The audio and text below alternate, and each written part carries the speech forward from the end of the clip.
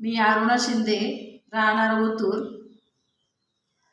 आणि मला स्वतःला आहे ना मोतीबिंदूचं ऑपरेशन सांगितलं होतं डॉक्टरांनी.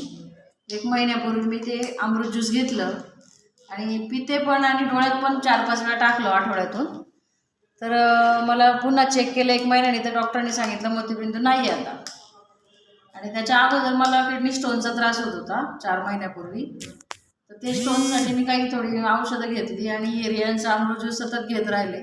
तर ते मोतीबिंदू ते स्टोनचे खडे आहे ना पूर्णपणे नाहीसे झाले आणि जो त्रास होता तो पण बंद झाला. तर आमच्या घरामध्ये माझ्या मिस्टरांचं खुब्याचं ऑपरेशन केलं 2 वर्षापूर्वी. तर ते त्यांना चालायला जमत नव्हतं, ते असे झोपूनच असायचे नेहमी. तर त्यांना पण मी अमृत ज्यूस दिल्यापासनं ते महिन्यातच चालायला लागले वॉकरवरती. त्यांचं ती जखम भरत नव्हती, ती पण पूर्णपणे भरून आली. त्यांनाही शुगरचा प्रॉब्लेम आहे, ती शुगर पण त्यांची नॉर्मल झाली, माझी पण नॉर्मल झाली. माझाही शुगरचा त्रास आहे. तसं माझ्या सगळ्या कुटुंबाने हे औषध घेतलं आणि सर्वांना त्याचा चांगला फायदा पडलेला आहे. तर प्रत्येकाने घ्यावं. मॅडम तुम्ही किती दिवस घेतलं? मी आता 4-5 महिने पूर्ण कंटिन्यू घेते. ओके.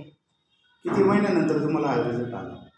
शुगर तर माझी 2-2.5 महिन्यातच माझी शुगर नॉर्मल झाली आणि स्टोनचं पण माझं 4 महिन्यामध्ये म्हणजे 1 महिन्यातच पूर्ण कंटिन्यू घेतल्यावर स्टोनचं पण बरं झालं. असे 3-4 प्रकारचे आजार मी याने कव्हर केले. बाकीचे केमिकलचे औषधं खाण्यापेक्षा हिरियांचं अमृत ज्यूस घेतलं ना फायदेशीर आहे.